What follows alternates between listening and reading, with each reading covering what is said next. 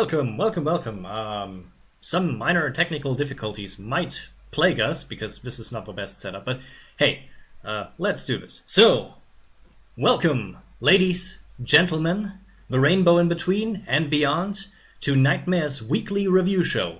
Now, weekly. Well, yeah. This is the prototype, so, or the pilot episode, so to speak. So if anything goes wrong, well, you know who you can blame. Me. Yay! I was, so a little bit of backstory I think is kind of useful. So I decided that over the past years I had this kind of problem that editing is my worst enemy. Whenever I have to edit something, nothing good comes out of it because, you know, I'm kind of lacking on it and not doing it. I was like, so if you're not doing anything, why do you have a YouTube channel then? And I'm like, nah, I don't like this. So I'm going to do this, like they say, I'm going and doing it live, you know, raw. And the good part is that, you know, if I make any kind of mistakes, you know, the chat can actually tell me that I made a mistake or not, or, you know, I don't know, anything bad. It's kind of a useful tool for me. So yeah, while I'm doing this mostly, I will not necessarily check the chat every few minutes or will do shoutouts or anything like that aren't really, you know, part of a review portion of this video. So if I'm going to ignore you for a moment, then I'm sorry, but I'm coming back to you because, you know, I can scroll this chat up if there is not too many people, and, you know, this is a channel with like less than 200 subscribers, so I think I will not get, you know, pummeled by my viewers. So you will be able to actually deal with it. Footage question probably comes up. There will be extremely minimal footage. I only showcase a few banners because, you know, content ID these days is running rampant and it's kind of a problem for many. I'm not even sure of the intro that some of you might saw or not, you know, if you're coming in later. I mean, this will be stored on the channel, so it's not that you're going to miss something. But yeah, I hope that gets not content ID'd. Just a reminder, I have to push a button. I have set this up, so, you know. But in general, we are going to talk today about 3 big topics. That's the reason why the episode is called Spoilers, Broly Gets Expelled from Paradise, because first we're going to talk a little bit of the nature of spoiler culture, and I'm going to tell you an anecdote about that. And then we're going to have a little bit of a review portion of both the new Broly movie and the 2012 movie called Expelled From Paradise. I think it has a Japanese name, but I'm totally forgetting this, and I don't make any kind of notes mostly, because I think that kind of distracts me from important things. I should do notes, but you know, then I had to actually take my notebook out, and my notebook is placed on my laptop right now because there is a blinking light that annoys me that I cannot get rid of because apparently the battery of this thing has been dead for a while, and now it wants to tell me that, you know, it's dead, do something now, and it wants to do that for like, does that for like 2 weeks, and it annoys me, so I put something on there, so it's usually my notebook or something. It's a bad habit, but, you know, that's how it goes. Yeah. So I want to check something. I want to check a little bit before we start. Yeah. Okay. So yeah.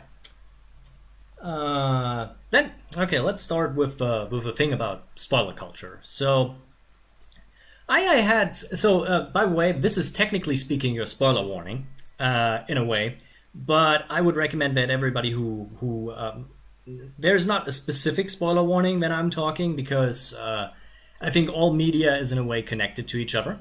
So I don't really see the notion of limiting myself in the discussion about just one medium. I will make comparisons, drop things, insert things here whenever I want to, because it's often more interesting to have a more wider debate about things. So because of that, I give a spoiler warning for basically everything. But I would recommend still, even if you care for spoilers, even for the things that I already mentioned here, that you stick with me, because I'm going to tell you a little bit of a weird little tale that happened to me and that showcased that the well use spoilers way too much, and it's actually kind of pointless. So because of that, I'm going to tell you a little bit of a tale about Knightmare and an anime that he once watched. That anime was called Topper Gurren Lagann, and you have to understand, back then in the 2010s, early 2010s, I think it was in 2011, I wanted to watch Topper Gurren Lagann for the first time, and whenever I want to watch something, I usually go out and listen to and read a bit up on that, like getting a general synopsis and stuff like that. And I had seen this on television. It was running on German pay TV for a while, and I was like watching a few episodes, but I had no grasp on it. But it looked cool, so I went and digged a little bit deeper, and came to the Wikipedia page. And Wikipedia did something terrible. They put in the synopsis a complete, massive spoiler for the ending of Gurren Lagann. And I was like, mate, what the fuck? Why would you do this? This is so stupid. I was really, really angry. I couldn't actually watch the show for like 2 weeks after that because, I was so angry about this. I was like, what can I do? This is a spoiler. Oh, spoilers are bad. So, and then, I actually went down and watched the damn thing. And wouldn't you know it, I think knowing the ending is kind of important. Because knowing that certain characters in the narrative are not going to survive actually allows you to value their contribution and their elements quite a bit more. It's kind of interesting to see that. And I think this was when I realized that this show is really great, and that every of these, so to speak, deaths is a necessary element of a narrative. And I also came to the conclusion that just because I knew this didn't mean that I knew anything about Gurren Lagann, so to speak, because I hadn't seen it. I didn't know what wonderful animation would await me. I didn't know how much the themes would resonate with me. And by the end, I was still, even to the end, knowing what would happen next. And I was still engaged, still interested. And I think the bittersweet taste of that final episode was only there because I knew what would happen. And maybe it removed a bit of the impact, and I forgot to goddamn turn down my phone. Shit. Yeah, and it's Blake. Thank you, Blake. You just interrupted my Gurren Lagann speech. I hope you're proud of yourself. Going to set this on vibrate. Ooh. That's kinky. So yeah, the bittersweet feeling of that final episode was that it kind of sealed the deal for me. I already knew this would be a great show, and I think I valued it just a bit more because I knew what was coming. I could actually take in the weight of this decision in the story. And from that moment on, I was like, I don't care for spoilers anymore. Spoilers don't mean anything. They don't make a story weaker. They don't make a story stronger. In fact, I came to the realization that if a series or movie is only good because you don't know what's going to happen, then how are you supposed to deal with continual viewing? How do you deal with it? And I looked back, I always make this comparison. I have seen Star Wars so often in my life, but I ask myself, is it bad that I know all of the plot twists, that I know everything that there is to know about it? Why can I still enjoy this? If spoilers are so bad, how can I still enjoy this specific piece of media if I already know what's going to happen? And the answer is because there's an execution behind it. Just knowing what's going to happen is only a minuscule part of a larger thing. And I think we overvalue spoilers just way too much, because you want to have this first taste of experience, and we value that very much. But I think that I like it more when I can come back and find something new and something interesting. There's a reason, for example, I so much enjoy the original Ghost in the Shell movie, because there's this scene in it that I find so interesting, that is so interpretative, what you can do with it. Is it a dream? Is it an illusion? What is it? And whenever I watch it, I have a different feeling about this, but it's always interesting and it always grabs me. And this is something that a good piece of media can do. Every piece of media can do, even if you watch something that you already know how it goes out, because you can actually take more interest in other elements of this. And I think this is good. And because of that, I learned a valuable lesson. I learned that spoilers are bullshit, and I don't care for them. And I know, but I know that other people care for them. And I respect them to do so. That's the reason why there is a spoiler warning. If I wouldn't care for spoilers even with other people, then I wouldn't talk about it. But I think if you like clicking on a video that says like review, then I think you should not actually expect a spoiler warning. Or if somebody explores the themes of something, and you should also not expect a spoiler warning, because why would you click on an explorative video then you have no actual interest of exploring what's in the media, And I look from this perspective. So I don't really care what the content of a piece of media is. I just take it in as it comes to me, and if that means that the synopsis already spoils massive parts of it, then be it so. And it's something of the text I know, because the synopsis of a show, of a piece of media, can also be very much part of a text, meta text and subtext of a piece of media. I know this is a little bit more complicated, but I love looking at that, because that is part of the text. Whatever somebody puts in a synopsis and is your first experience, that will basically cloud and change how you see it. If you, for example, watch a show that says it's a child-friendly, happy, enjoyable show, and you start watching it, and it's like, oh my god, this monster killed a bitch. It's like, what the hell is going on? You will have been fooled by the meta-narrative of the story, because the synopsis was wrong. And then you ask yourself, was the synopsis purposefully wrong? And that's an interesting piece to think about. So even spoiling yourself can be an interesting experience in how you perceive media. And I think this is the most important part when it comes to actually enjoying media.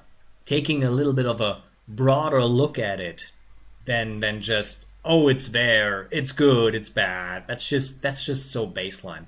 And spoilers are part of this. So if you say, oh, I don't like to get spoiled, there, I respect your choice, but I would still ask you to stick with these videos, with these storytellings, even after a spoiler warning, because I do that. I do that a lot. A lot of people say, oh, I urge you to go and watch it, and I'm like, yeah, but I want to know your opinion first, even if I don't know it. I made this decision, and I wanna have it valued. So don't dismiss me just because I want to see how it goes. They're your interpretation of the work actually is going on. And yeah, that's how I see this in the grand scheme of spoiler culture, and Gurren Lagann taught me that very well. So if you haven't seen Tengen Toppa Gurren Lagann, I recommend going on Wikipedia, reading the synopsis, and then watch it. I know this is bullshit, but it's also the way how I experienced it, and I don't think I value the show less just because of it. And I think it's a hell of a lot of a fun experience to have it that way. Even though you might be a bit angry, but sometimes this kind of emotional reaction is exactly the right reaction that you need. Whew. And I think, I think I said my piece about spoilers. You can comment in the comments and tell me what you think about that. That would be nice. Can also, by the way, if you want, there's the like button, there's the subscribe button, and thanks to the removal of the Twitter link, you now have to use the share button if you want to showcase it on Twitter, Facebook, Instagram, whatever. There's an integration for nearly everything. So use that. I have used that for the past few days, and I'm actually fairly well with that. So yeah. I still have a feeling that I have no viewers at all at this point, but I'm going to move on because we can come back. After all, if this doesn't work out, I can do something else. Or hey, maybe some people want to watch it later. It's on the channel. It's live. Maybe I actually invite guests in future installments. That would be interesting. I'm not sure if I want to do that, but it would be interesting to see. Especially since then I have no idea how to set up this effectively. So, yeah. Because I don't know what happens if I if I actually insert more people. I'm pretty sure then a lot of my options will just evaporate. Because the microphone I have it's a very good microphone. You might have heard the nice quality of it. The problem is that it kind of fucks with Windows 10 for some god-awful reason that I can't figure out. So all of the interactions with my PC while using this microphone are extremely limited. I think I've told this a million times by now. And, well, it is a great microphone and I like working with it. It kind of limits my interactions with a PC at this point. And, as somebody who likes doing some visual tricks or something like that, like the slideshow you might see on screen, just to emphasize a little bit what I'm talking about, I think this is kind of bad.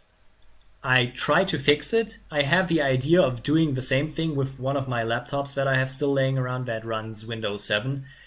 But that thing is a piece of garbage, so I'm not sure. No, you're not a piece of garbage. You're fine. You're just a little bit slow.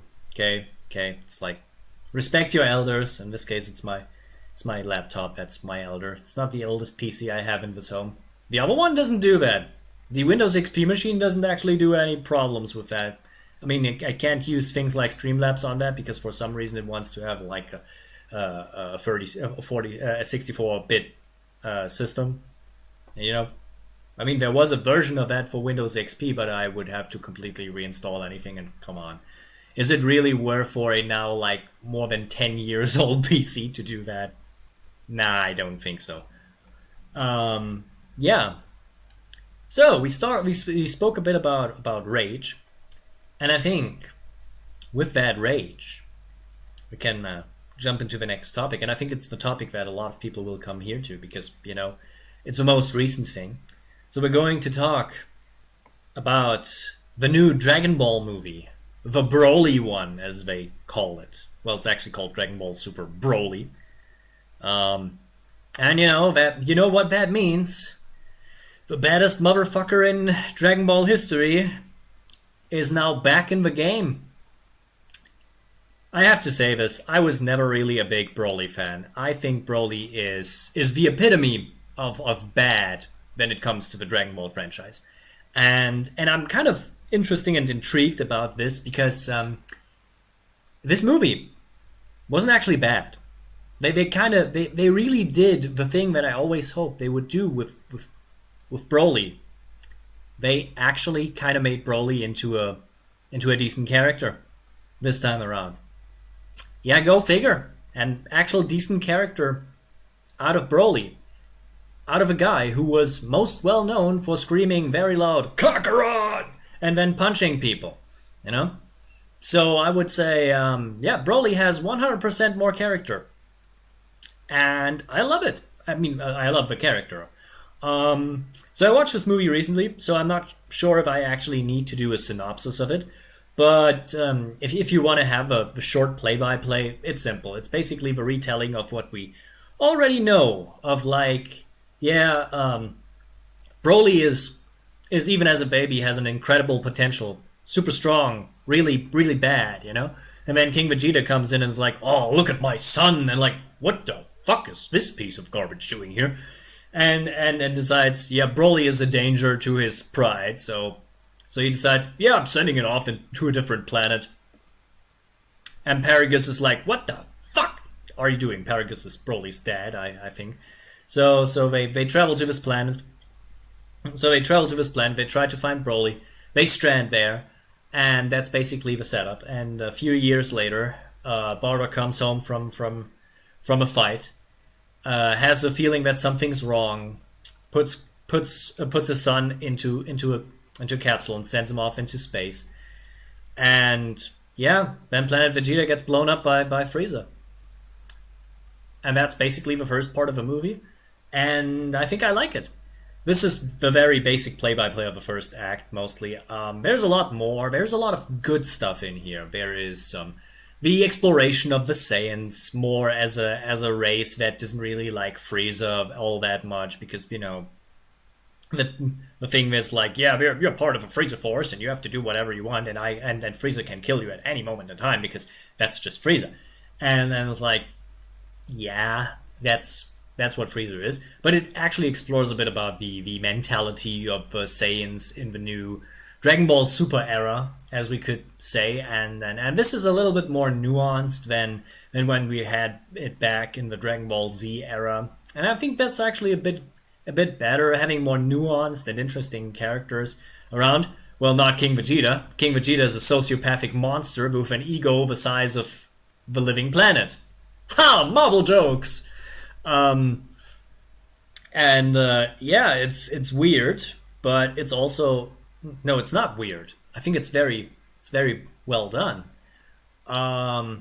Yeah, that's basically the first part of the movie. And the second part of... that's basically part of the first part of the movie. And, yeah, years after that, some new parts of the Frieza Force find Broly and Paragus on that planet, take him back to the Frieza Force, and Frieza's like, I think I'm going to use them to defeat Goku and Prince Vegeta. I hope my Frieza is good. I'm not sure. I have never tried. I'm more used, actually, to... I'm surprisingly more used to Japanese Frieza for some reasons. Probably because of the lots of video games I have played. But I really like Japanese Frieza. I watched this movie, by the way, in English dub. The dub is really good, but at this point it has to be. I mean, Funimation is doing this for like more than 10 years, more than 15 years. Are we doing this for more than 20 years? I'm not sure.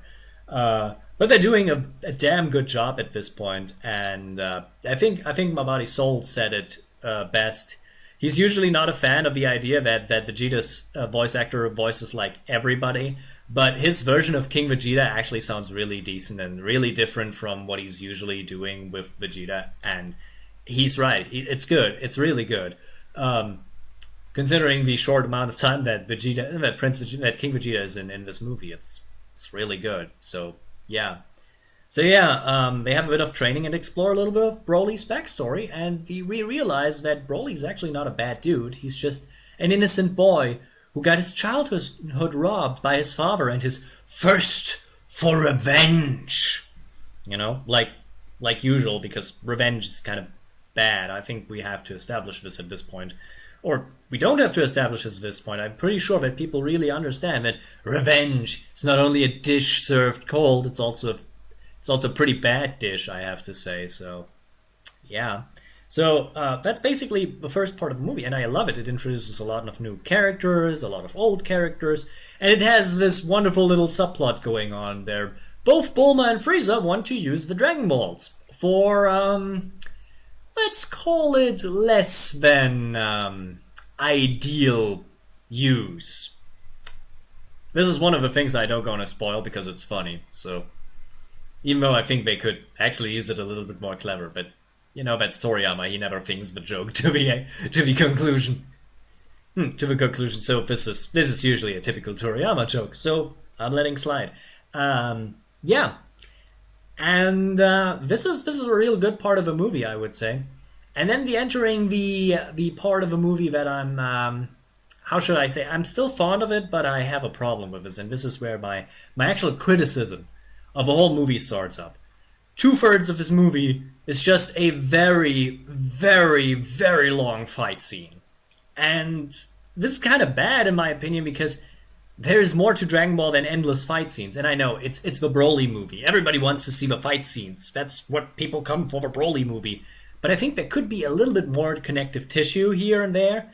And it's not that the fights don't have continuity. They are very well edited. They are very well animated. They do use a very good blend of CGI and classic 2D animation.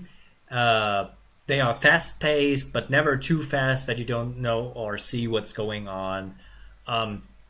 It's very well choreographed. It's very well it has a very well choreography. I really think there is a lot of good stuff in this. Like they try to give Vegeta a different kind of fighting style than they usually have. Because let's face it, Vegeta is this kind of fighter when it comes to fights that he's a blaster. He blasts things from afar. He uses very large explosive attacks. He fires like there is no tomorrow.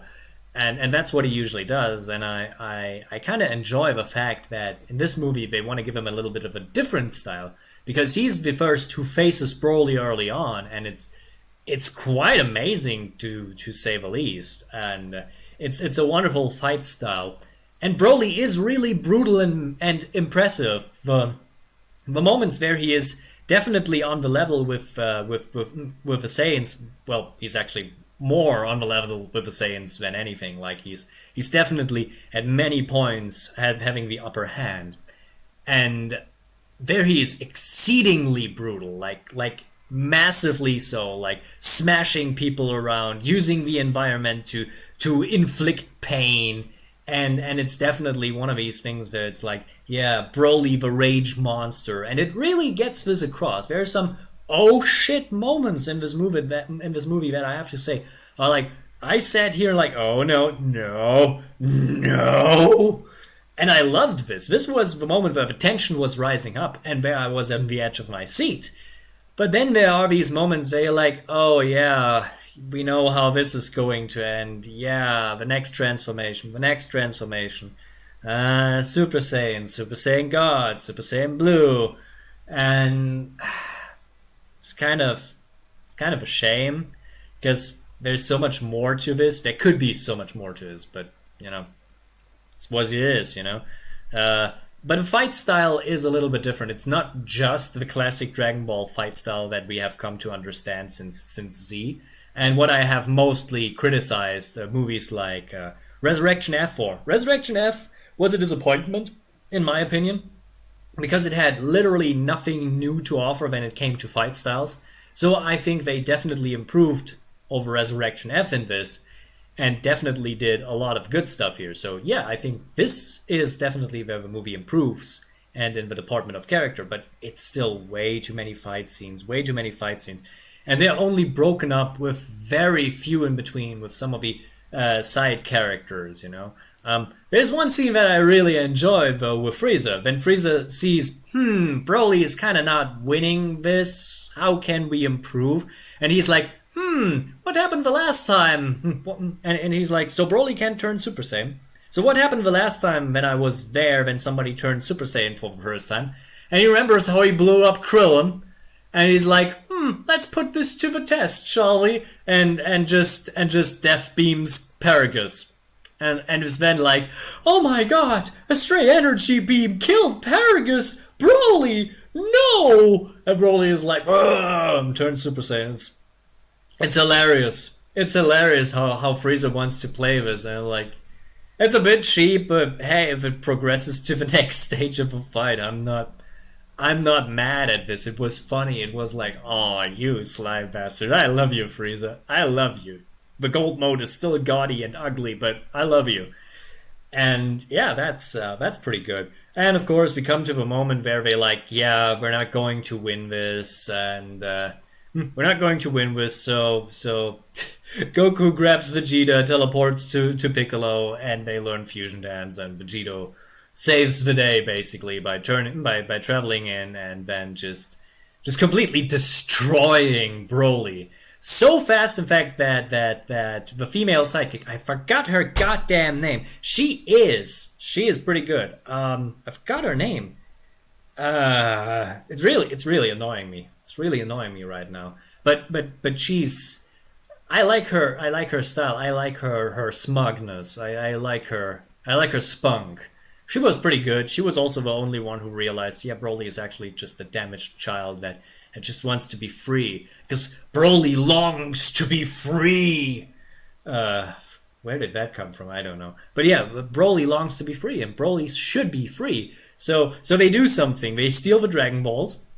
They summon the dragon, and we're like, right before Vegito brings the killing blow, they teleport him back to the deserted home planet that he was exiled to, and he just turns back into normal mode.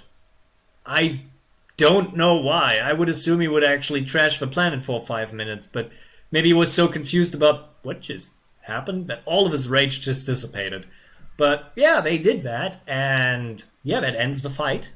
That ends the fight. The side characters steal a ship, get some resources, and Frieza is there and like, shit, that kind of failed. Well, let's go back home, and that's mostly the end of the movie. Then Goku follows them, gives them some stuff, and says, "Hey, Broly, we're going to fight a lot." And then he's saying the final line of a movie is, "And Broly, call me Kakarot." And I'm like, oh, I'm so aware of the fans at this point that I loved this. I love this because there's so many of, we call them Broly fans, because, you know, they are part of the Dragon Ball fandom, but they're just here for Broly. And why wouldn't you be there for Broly? I say, because Broly is definitely one of these things. I'm like, I don't like Broly.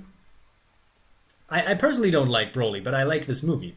It's actually pretty good for what it's supposed to be as a movie. But I don't like classic Broly. I was always disappointed in the fact that a guy that just screams Kakarot a lot is getting free movies. I don't get this. Why is this guy getting free movies? Yes, he's brutal. Yes, he's iconic, but that's all what he is. He's barely a character at this point. But you know, these Broly fans will love this movie because, come on, this is like the AMV dream that everybody has. You know, like, you can cut out pieces of this movie, put them into your AMV, to your trash metal or whatever you want to set to that. I mean, Broly AMVs with lounge music are probably not going to work, but hey, if you find a link, show it to me. I'm personally not an AMV person, but for that I would actually watch it. So if you create a lounge AMV, leave a link in the comments. I would like to see this. But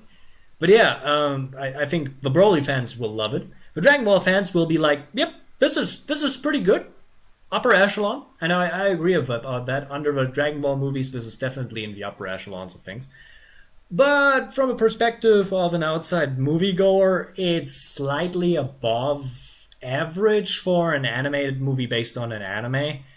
I say I liked it, but I find it to be exhausting. There are way too many fight scenes in this, way too much stuff.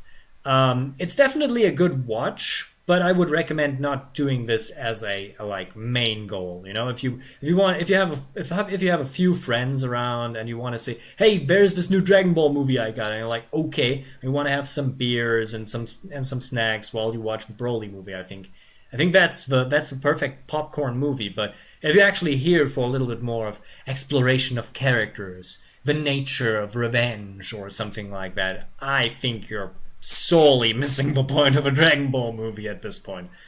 But it's good. I recommend it if you're in Dragon Ball mood. And who isn't in Dragon Ball mood from time to time? It definitely is a decent movie. But I would still rank Battle of Gods higher. But I rank Battle of Gods higher, but Resurrection F lower. I would say it's still not on par with the finale of Dragon Ball Super's first season as we had it, because the finale was just on a whole level, another level. But I have to say, it's pretty up there, and I like the idea of Broly as a good guy. Because come on, it doesn't mean anything if you're the good guy or the bad guy, because, you know, Goku will fight you no matter what. That's Goku. But yeah, the thing that I kind of found a little bit weird was the fact that there weren't so many characters in this movie. I mean, we had Goku, Vegeta, we had Paragus, we had Frieza, we had Whis, we had Broly, we had I'm forgetting this. Bra was there for a moment. God, I how can I be? I'm a terrible Dragon Ball fan. I forgot the name of the God of Destruction. He will going to destroy me for this insolence. I'm pretty sure. Damn it. I'm going to stumble. But yeah, there weren't that many characters beside this. A lot of characters from Frieza Force in the first half, and in the first part there was also a lot of Saiyans. Oh, the movie actually mentions Tarble. Not that that actually means anything. I mean, it's just Tarble. Do people even know who Tarble is at this point? I know who Tarble is, but why do I... Beerus! Fuck! I can remember Tarble before I can remember Beerus. What the fuck is wrong with me? Ugh, he's going to destroy me for that, I bet, if he would be real. Anyway, yeah. There weren't that many characters in this, but I think this is good. I would have liked to see more. I forgot Piccolo to mention. Yeah, Piccolo was in there, even though he didn't really do much. Yeah, more than that, I would say. I mean, it's a decent movie. You can watch it. That's something, you know. It's not unwatchable. It's not annoying. It's not infuriating. Well, unless you are one of these people who think that Broly should always be a bad guy and that it's bad that Broly gets defeated anyway. But I think you've been kind of the wrong kind of fan to enjoy Dragon Ball in the first place. But yeah, the only thing that I really found exceedingly stupid was that there were apparently some fans that were like, oh, it's kind of a bad thing that Broly is a good guy now, and I'm like, really? I think in Dragon Ball you can do way more with characters as a good guy, and I wouldn't call Broly necessarily a good guy. He's not really allied with Earth at this point. I think he's more his own player in the game, and we will see how this goes. But the fact that Broly doesn't really like fighting is interesting. That gives him a shade of Gohan, so to speak, you know, being the most powerful being in the universe, but always hold back by the fact that you're more of a pacifist. I like this. I like this kind of idea. Also, there is a child abuse plot in there where Paragus uses electroshocks to get control over Broly, and it's like, it's there for a moment and then it's gone, and yeah, it's bad. Don't shock your children, people. It's not fun. This is my PSA for today, I guess. So I strike that from the list. So yeah. So great. So now I'm going to take a drink because otherwise my throat would become very sore very soon. And that's bad because I need that to speak. One moment.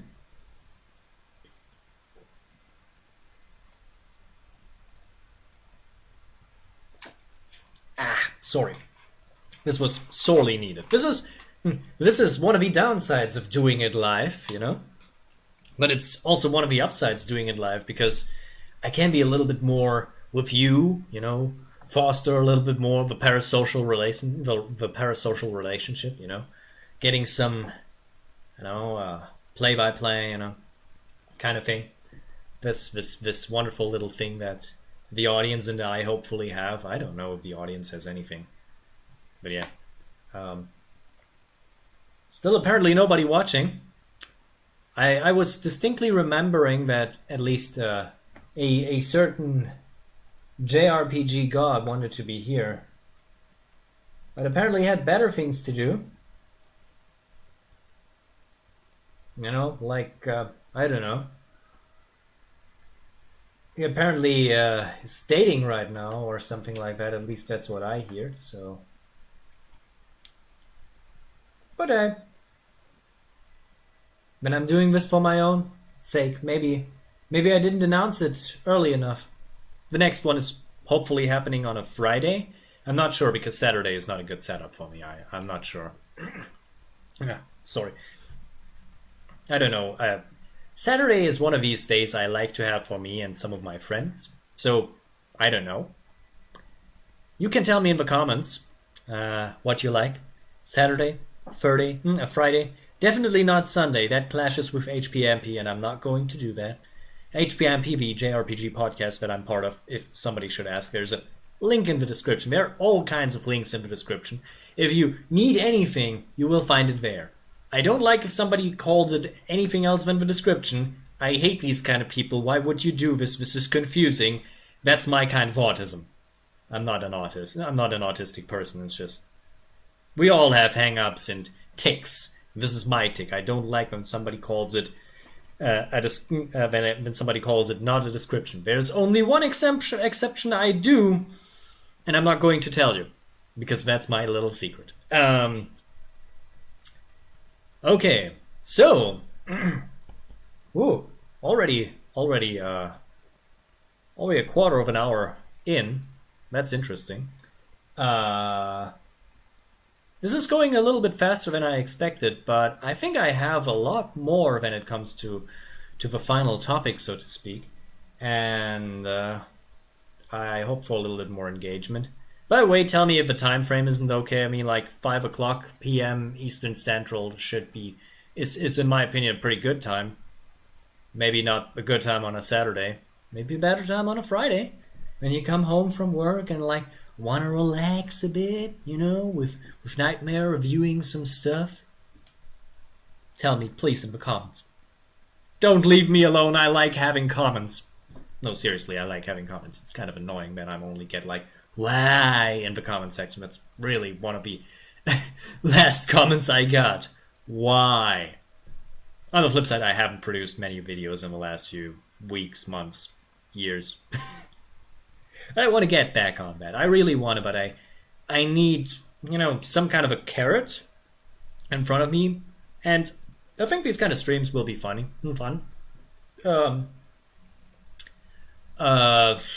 Yeah.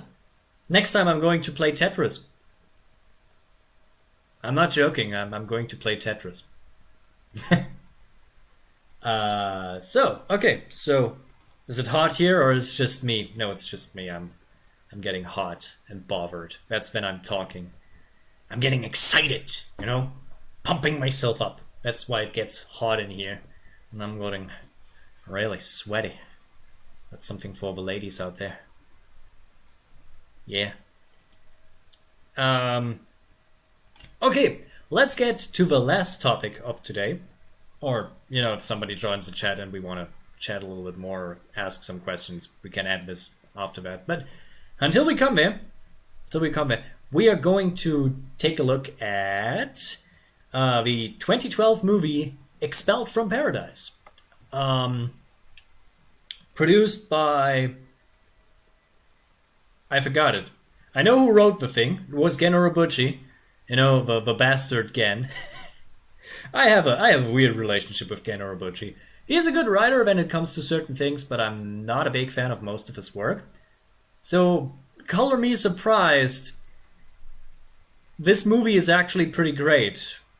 I mean, compared to the Broly movie, it's a complete whole different beast, and I don't think there is a comparison that you can make, other than, yeah, it's a science fiction movie, but Dragon Ball is as much a science fiction movie as, you know, I don't know, I don't have a good comparison. Dragon Ball is not a good science fiction series, but it's definitely interesting, so, but yeah, so Expelled From Paradise is a science fiction movie from... Why do I say it's 2012? It's apparently 2014. Why do I say this? Who put into my head that this was a 2012 movie? Who was it? Was it you, my anime list? You're on my shit list, I tell ya. Anyway, who told me this? If this would have been airing in 2012, god damn it, would that be a straight upgrade to 2012 as an anime year. 2012 was not a great anime year. Mostly because it contained the worst anime ever produced, in my opinion. I'm not going to talk about it because I don't want to go on a 6-hour rambling maniac screaming of this. So yeah, there's a pathological hatred in me that I don't want to share with you at this point. Maybe at a future point when I get this sorted out. Maybe small, maybe... I don't know. This is a hang-up. I need to get over this. We talk about this another time. Now it's time for Expelled From Paradise. And yeah, so this was a 2014 movie, apparently written by Gen Urobuchi. And and I have to say this. I want to make this straight up from the get-go. This is a great movie. I don't know what people have against this, because I started my media exploration tour. As I said, I like to actually go first, read a synopsis, go somewhere, look at interesting stuff before I start actually going and researching a bit. That's usually my style, before I actually watch the movie. When I went to my anime list, there were a small amount of reviews that were like, this is a disgrace to mecha anime in general, and anime in general in specific. That was wrong. I should have rephrased this. So they say like, this is a disgrace to mecha animes in specific and science fiction anime in general. And I'm like, why? I really would like to know, because I didn't came to that conclusion after watching this. I have no idea what the people are talking about it. Maybe they come to a mecha anime for different reasons than I come. Because I come to a mecha anime not because it's a mecha anime. I come to a mecha anime because I want to see a good story, good characters, good elements, some interesting themes. You know, there is a reason I enjoyed the original Mobile Suit Gundam, because it had some really good themes, elements, and some really powerful narrative elements to it. You know, and I'm like, I don't see this as a show where you're like, oh, look at the cool mechs, you know, look at the things, look at the toys I'm going to own, because that's not how I approach media outside of, you know, maybe the Transformers. And even then I'm not doing this, because the Transformers learned mostly from the idea that, yeah, if you actually do something with the characters, people will like your stuff even more. So I don't really see it like that. One moment, I have to do something. Sore throat, I don't know why. Maybe it's the talking and not enough drinking. Where was I? Oh yeah, what am I getting out of this? So apparently, I don't know what the people have a problem with this movie. Yes, the mecha parts are not the main part, but this is not predominantly a mecha anime in the first place. This should be very much made clear from the get-go. This is a science fiction show exploring a lot of interesting themes, actually. The nature of humanity, what makes a man, specific kind of ideologies, and digital versus reality. Virtual versus reality. Sorry, it's a bit hard to actually get this. And it does that very well. Really well, actually. So let me give you the play-by-play, because this is a 2014 movie and I'm not sure if many people have actually watched it. But I highly recommend that you watch it, because it has some great themes. So yeah, it's set in the future after Earth has been devastated by something that they call the nanostorm, that apparently radically altered the climate of the planet and made species mutate.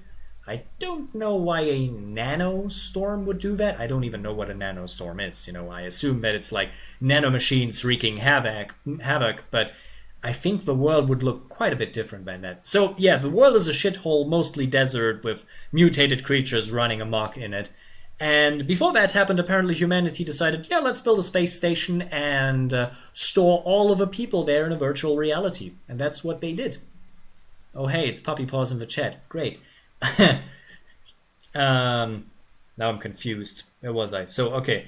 So they want to store. So they stored a lot of humanity in that place, but they didn't leave. But only a few select. a lot of people are still living on Earth and doing stuff there and trying to survive in the shithole. And this space station, by the way, is called Diva. Diva or Deva? I'm not sure. I watched the German version and they called it Diva. I'm not sure because the word that I know is Deva. Deva stands for a specific kind of creature, monstrosity not monstrosity, a godlike figure in Hinduism and Buddhism. I learned about that from Digimon. Don't say that anime can't teach you anything about culture. So this station is called Diva, and I'm going with Diva for this. Because, then people think I'm talking about a girl and a robot instead of talking about a show and talking about a movie with a girl and a robot. That's confusing. I don't want to think about this. So it's about this. So the space station Diva exists in space. That should be clear. I mean, a space station cannot exist on Earth other than somebody crashed there. So, okay. I'm losing my mind right now. I don't know why. I'm confused. I take it slow. Okay, so humanity stored on Deva, and they have a problem. For the past months, they got hacker attacks they got hacker attacks that apparently broadcast some spam. At least they think it is, and these attacks are apparently dangerous because if you store all humanity in a digital space, a hacker attack could damage the system, and then it's game over for humanity. Like corrupting data, using some bandwidth they shouldn't, and bam, humanity dead. So of course they are paranoid about this and set multiple agents on that. Lead agents on this is Angela Balzac, who is the main character of this movie, and she's pretty good at this, even though she's brash. She doesn't think things through.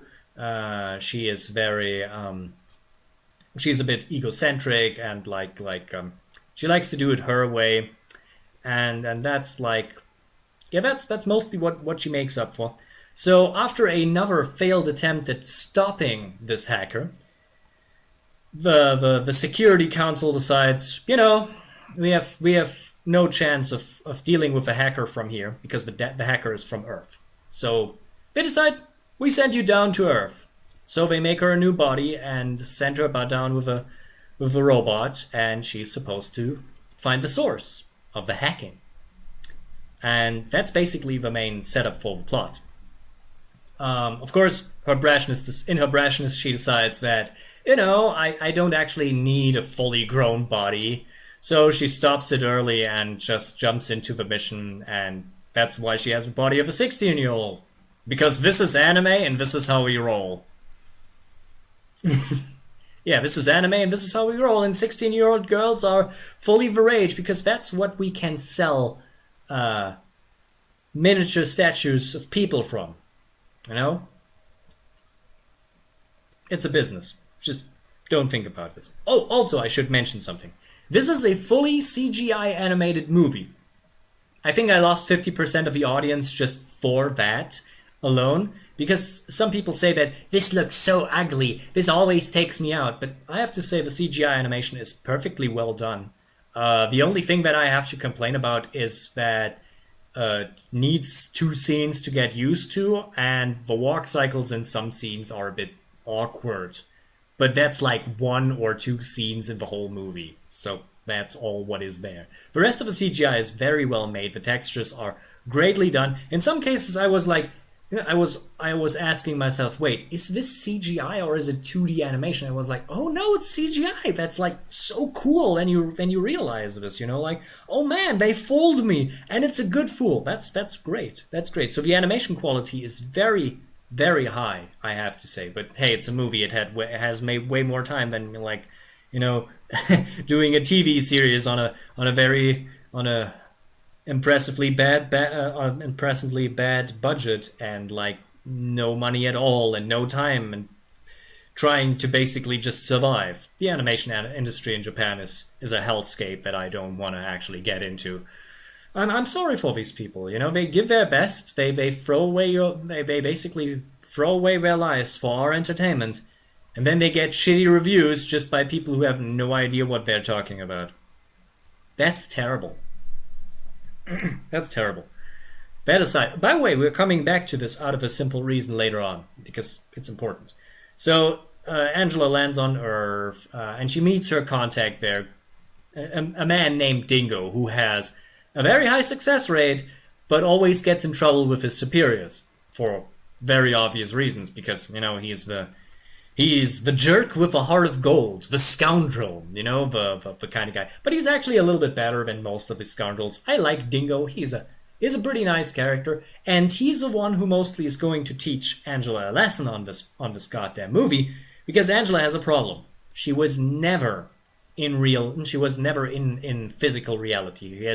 She has spent her life in virtuality, and this becomes a very big important problem for the movie, because she refuses staunchly to sleep. She refuses to eat. She refuses to actually take breaks, and she's trying to get as fast to the goal as possible without taking any kind of stops, just so she can be the first, can get promoted, and that actually features in one of the themes of the movie.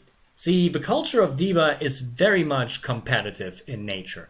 The only way how you can actually explore the virtual world and experience all of the magical wonders of technology means that you need a massive amount of bandwidth. There's just one problem. If it is one space station that never expands, the bandwidth is limited, aka it cannot expand further outwards. So, it cannot expand further outwards. But people are still reproducing. This is actually a part of this movie that they're talking about. People are still getting born into that society. But that means that the bandwidth available is always limited. So the more people get born, the less bandwidth is there for everybody. So they set up a system there you have to constantly try to advance society in certain fields to actually go anywhere. And because of this, to actually go anywhere. And if you don't actually contribute to society, you get frozen. You get stuck there, locked away with basically only necessities met, and that's it. You're removed from society because you fulfill no purpose, and your bandwidth is given to somebody else. And this is a cutthroat society. And that's the reason why everybody is so brash. Everybody wants to get back, because it's like a drug. You have to work hard, but that's also the reason why nobody can think in terms like taking it slow, letting things sit in, or doing this. They think that connection is always a good thing, something that, especially in a business where you're like, in this mission, like finding a hacker who is already knowing everything about the network, it's a bad thing. It's a bad thing because they can actually, find you very easy over this. So, of course, so this is a society that is mostly focused on this. So if you have nothing, and the worst part about this is not just this, a society that's only there, you only get what you need, then you are serving society. That's how most societies work. Let's not be behind the bush. That's how most societies work. But there is a difference, and the difference is that, but there is a difference in our society. Everything contributes to anything. If you write a book, that contributes to society. If you paint a picture, works for advances society in a way. It contributes. It is an important part. So, but this society is different. They decide what is relevant for society, what is necessary for society, and they don't follow things up. They make a very good example of this by saying that rock music was potentially a subculture that they deemed as worthless for society and therefore deleted all on the data of it. So you have a society that decides to purposefully get rid of everything they don't understand or don't deem useful for them. And then you have a society, but also foster that everybody has to contribute to society. So there will inevitably be people who are falling off the wayside just because of this. And this is terrifying because, come on, you're stuck. You can't escape. You cannot even interact with somebody. You are not useful to society. You are imprisoned. This is as if I say, yeah, you cannot work. Sorry, I have to kill you. That's the equivalent of that, And that's terrifying. That's a terrifying society.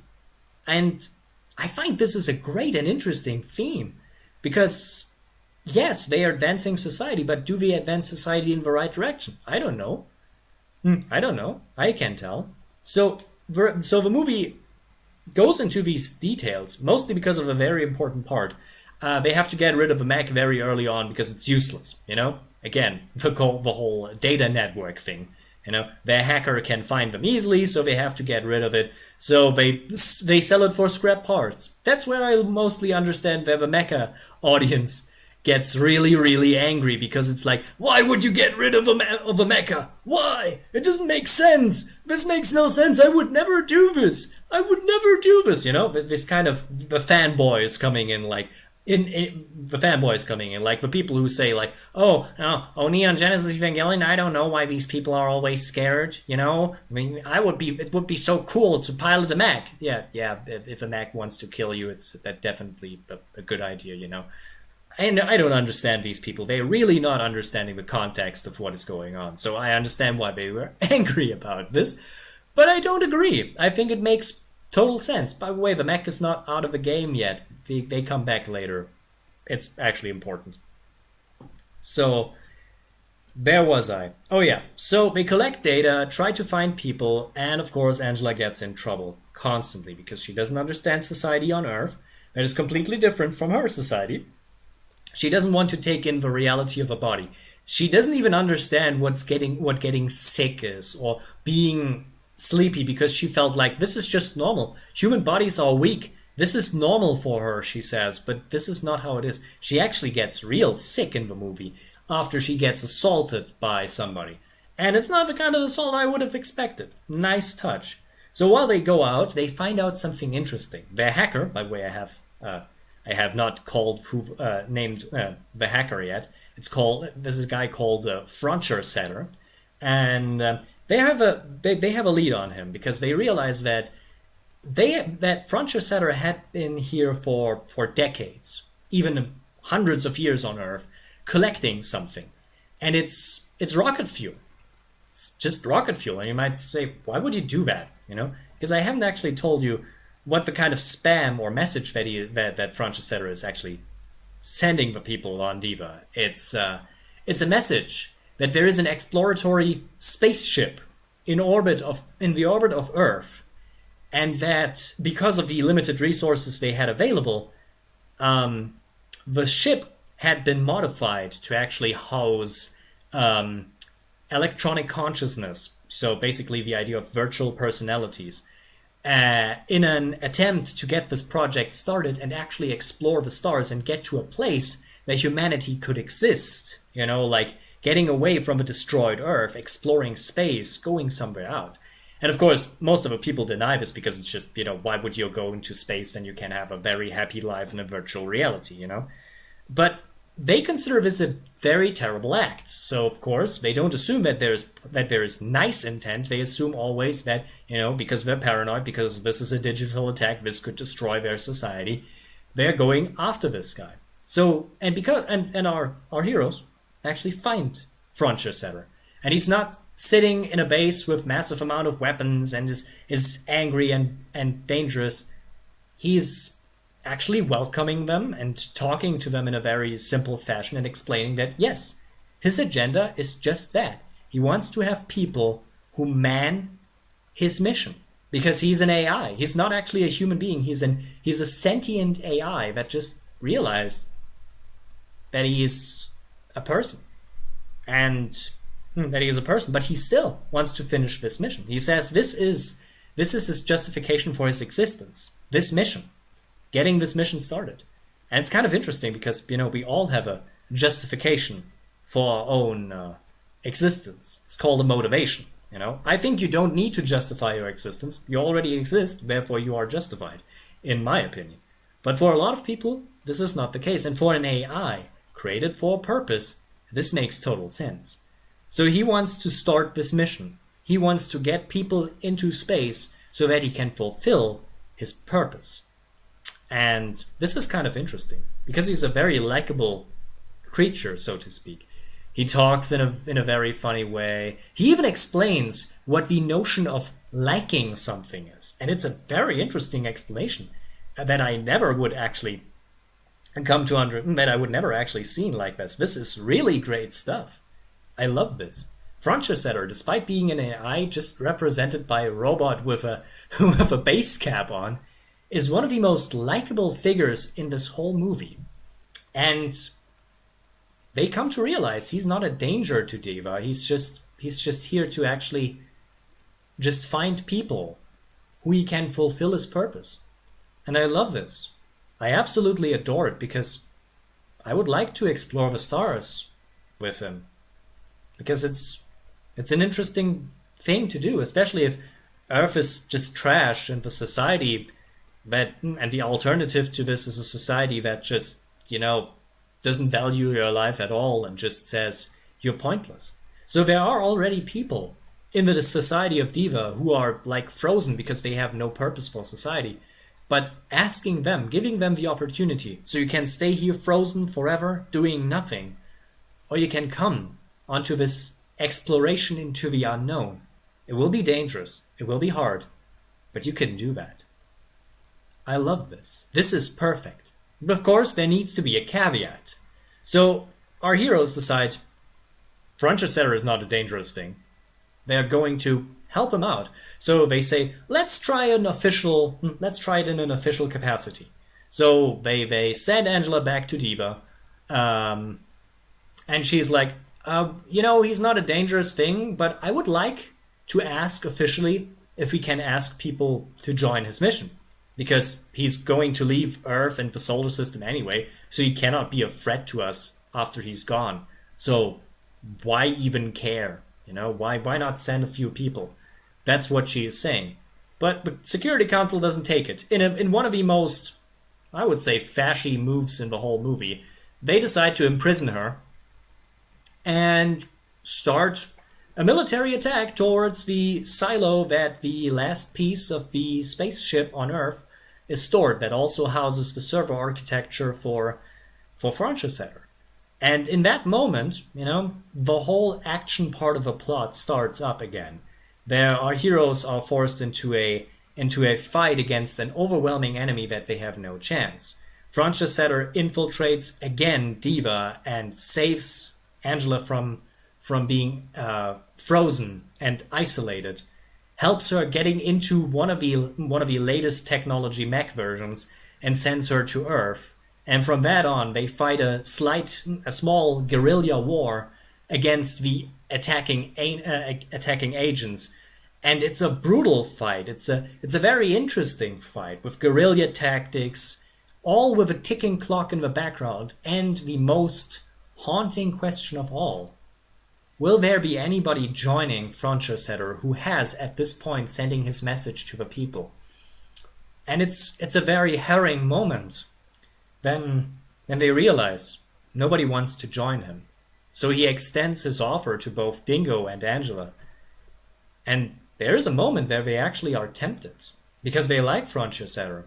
But there is one thing that especially Angela can't do. She can't leave this planet because she has so much more to experience. She kind of enjoyed this. There's a scene in the movie after she recovers from being sick where they're just in a restaurant, and for the first time she's eating some ramen, and she likes it. She visibly likes it. It's an experience she never had in her whole life, and she likes it.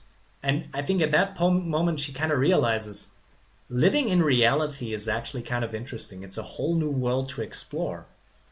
And that's great.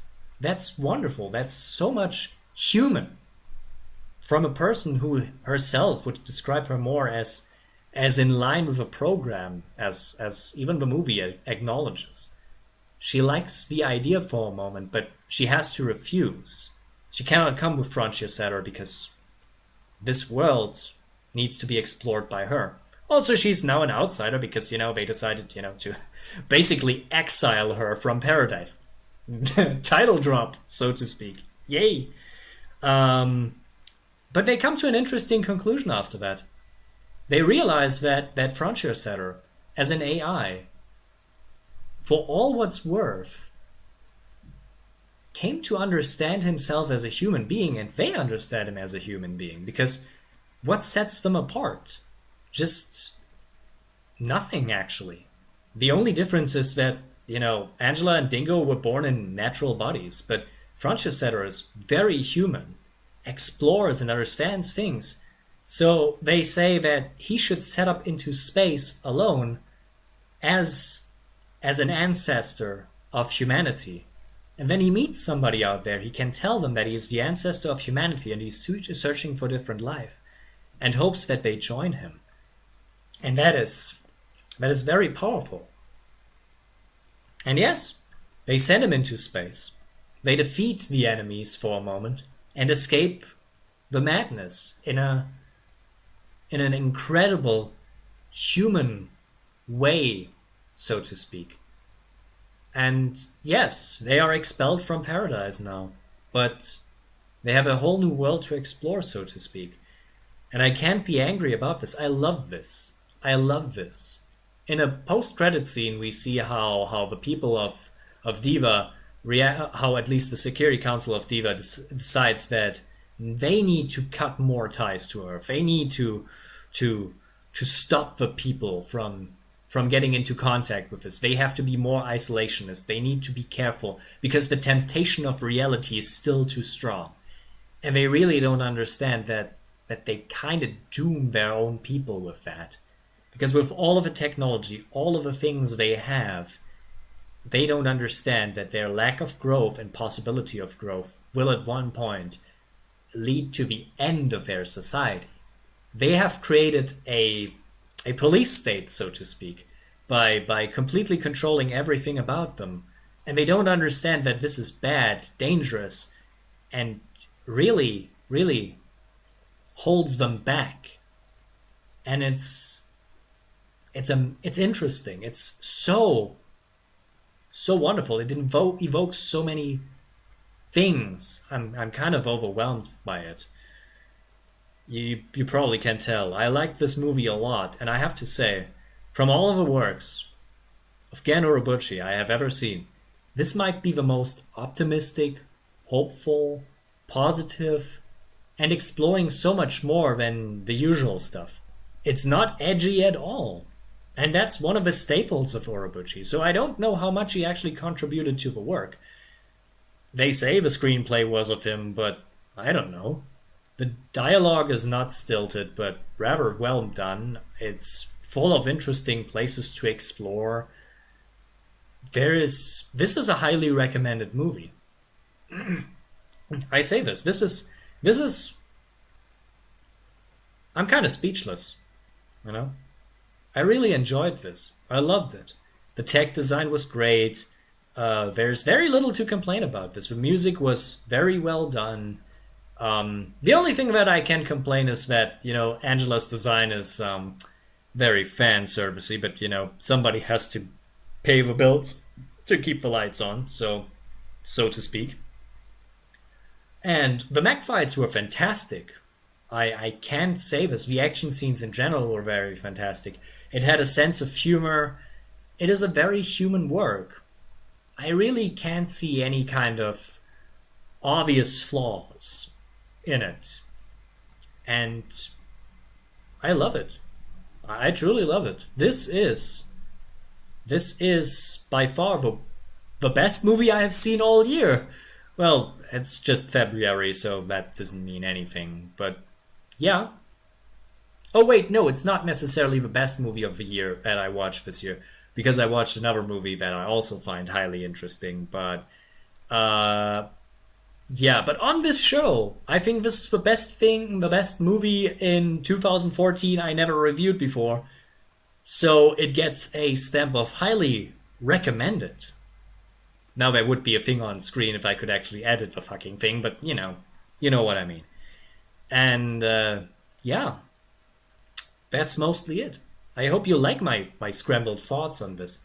There's so much more that I would like to explore later on. So if I ever get around this to make a fully edited review with a full script and all that, this would be a high candidate for doing that. So if you want to see that or more, you can subscribe or tell me in the comments what you think about this. I would like to see your take, your perspective on this, because there's so many perspectives to take. I have barely scratched the surface on this, I think. There is way more to go, and yeah. So, I think, yeah, that's it. I think so. I don't know if I had any watcher besides Puppy Paws, but, you know, I hope I have. So if there are any questions the audience might like to ask at this point, you're free to do so. While I'm actually taking a drink.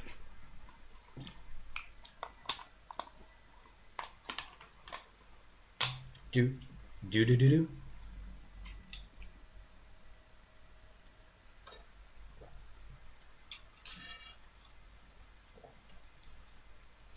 I know there's a pretty large delay actually until I'm actually on screen. I don't know why this is coming, where this is coming from. It actually doesn't need to so much resources. Oh, ow! Sorry, ow. That hurt. I hit the bottle on the table. That was a terrible sound. But hey, at least we're all awake now. Haha. So apparently there are no questions. Are there? No. I don't even know how many people are watching this. Apparently we had 3 connections at best. I mean, that's not much, but, you know, I take it. I'm pretty sure there will be other people watching this later on. It's kind of sad. This is the existential dread of YouTube. The fact of if your work is actually seen, because you don't know, and if it actually affects people. That's really the existential dread of YouTube that I have to face, and that keeps me from doing stuff a lot of the times, because it's kind of terrifying. I should stop the slideshow at this point. Yeah, I don't know. I don't know what to do. I have the feeling that, you know, I would like to do something more at this. I don't really know.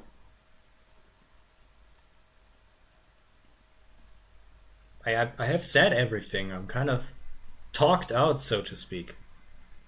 I also have to take in the emotions, because going again through Expelled from Paradise is not so easy as you think it is. It's a very emotional movie for me. It's really great.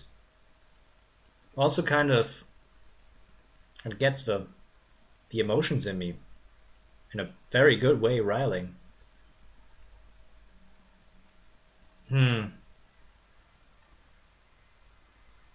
At this point I'm pretty sure I'm just rambling. But you know, that's the point. You know, I wanted to have some questions, but apparently there's nobody here. Aw, sad. Well, that's how it is. That's how it is. Can't change it. So yeah, I don't know what to add here anymore, because, you know, the review thing is basically over at this point. But yeah, if you want to make a request or something like that, you can do that in the comment section. I'm open for everything, and I mean everything. Yes, people, everything. So yeah, you can recommend me everything. I'm going to talk about it here, or in a video. I don't know, whatever comes first. I don't have any kind of updates at this point. There's no reviews in the pipeline as of now, but I hope so to do more. I want to do more. I really do. It's not easy being on YouTube. The anxiety and the existential dread is pretty big. I have to be honest about this. It's sometimes getting really to you, especially if you don't have a large audience, because it kind of feels like nobody is actually like watching you. You know, it's like you're preaching to the choir. You're just saying things and nobody's listening. Maybe this is the video that gets you the breakthrough.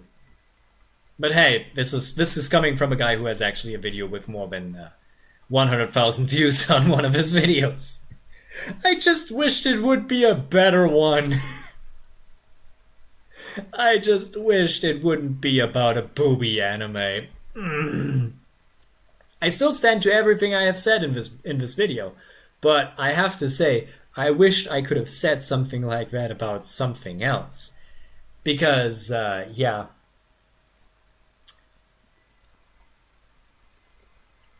But I worry about the watchers because I wanna get my message across. You know, it's not that I want that everybody watches this. I just want to get my message across, especially since so many people say to me that I'm like that there is something special to me. Whenever I talk to Shadow Elite HD, the JRPG enthusiast, JRPG god, you can look at his channel. I'm not having a description. I don't have him in the description, but you can find him. It's very easy. Just type in Shadow Elite HD, and you will end up in his YouTube channel. Anyway, he often says to me, "Man, there's something with you. You know, like you have this way of talking that really gets the people going, and you should talk about more things." And I'm like, "Yeah, that's what I'm doing right now. I want to talk about more things because there's some people out there who really would appreciate what I'm saying and the way I'm saying, and." I don't want to make people necessarily happy with what I'm doing, but it makes me happy to get my point across, so to speak. So yeah, this is technically, as of this point, making me happy. This stream is making me happy, even if nobody watches it. And I hope I got my points across. If anything was unclear, you can always ask me. But yeah, I love you all. Well, I don't like the people who are racist, but you know, they're just friends pending. They're just friends work in progress, as I say. But yeah, I probably should have posted the link to this actually somewhere. Oh shit!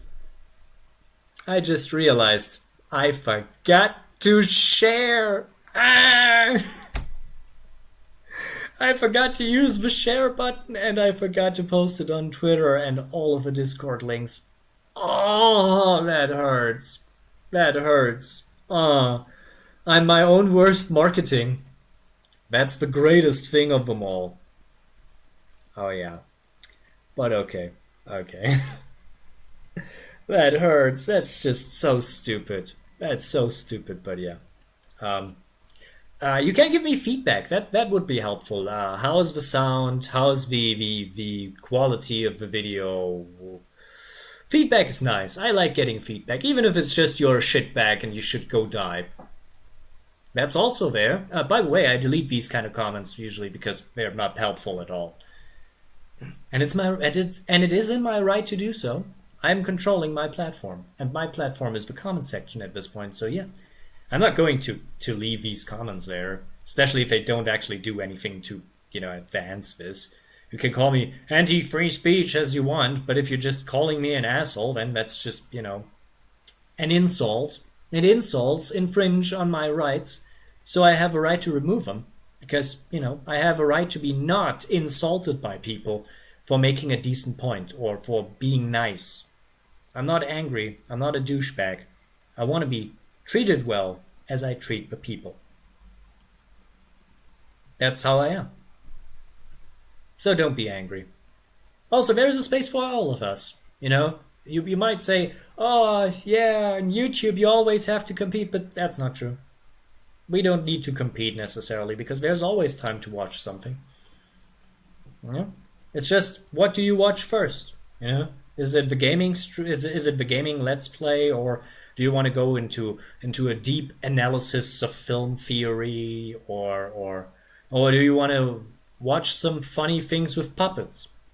I like watching funny things with puppets at time, and that's good. At this point, this is just rambling on. As I desperately try to approach the 1.5 hour mark. Because apparently this justifies the stream or something like that. It's sad that we didn't have so much attention, but yeah. Next time, this is on Friday. Next time I'm also going to share this ahead of time a bit more. And I hope next time I have some audience to talk to more than Puppy Paws. Even though I personally enjoy talking to Puppy Paws. It's the best thing ever. So if I can only talk to one person, I would always love to talk to Puppy Paws. I love you, darling. So, yeah, I'm going to end this. I don't have a end card, but you know we can do the typical thing. Like is not a strong word. So if I met this threshold, please feel free to click the like button. You should also, if you liked this, share it with all of your friends. That's where the share button is. You have to do this now. There's no Twitter connectivity anymore. Remember this. And if you want to see more like this, click the subscribe button and then the bell icon, and then decide how often the notification system is supposed to annoy you, because that's what it usually does. So like, share, subscribe, hit the bell. Originally it was only a trinity, you know, like, share, and subscribe, you know, like the Holy Trinity. But now it's also a bell. You know? Why does YouTube at this point sound like a church? The Church of YouTube. Still better than Church of Scientology. Yeah, I said it! Come at me, bro! Sorry, I feel a little bit competitive when it comes to Scientology. I don't even know why. Yeah. So yeah, you can find me on Twitter at KnightmareAlpha. If you like this and think like, man, this dude deserves a buck or two, there are links in the description to the Streamlabs that allow you to make a donation. I would prefer you donate to Puppy Paws because while I survive very easily, she is living in the United States and they have some problems getting money down there because reasons. So please, before you donate to me, donate to her. I always recommend this. Yeah, if you have a question that you want to ask in between episodes, there is an Ask Event, and all necessary informations will be found in the description. So as always, I say, as we end it here, I recommend watch it before you judge it, and the spirit of adventure is forever. I see you next Friday, hopefully. So, until then, I'm KnightmareAlpha, signing out. Where's my sign out button? Oh wait, I forgot to... God damn it, I forgot to put the sign out button. Where is it? Right, in the browser. God damn it. This is a mess. I love it. Next time we're better about this. So yeah. Goodbye, audience. I love you all. I have to click a second.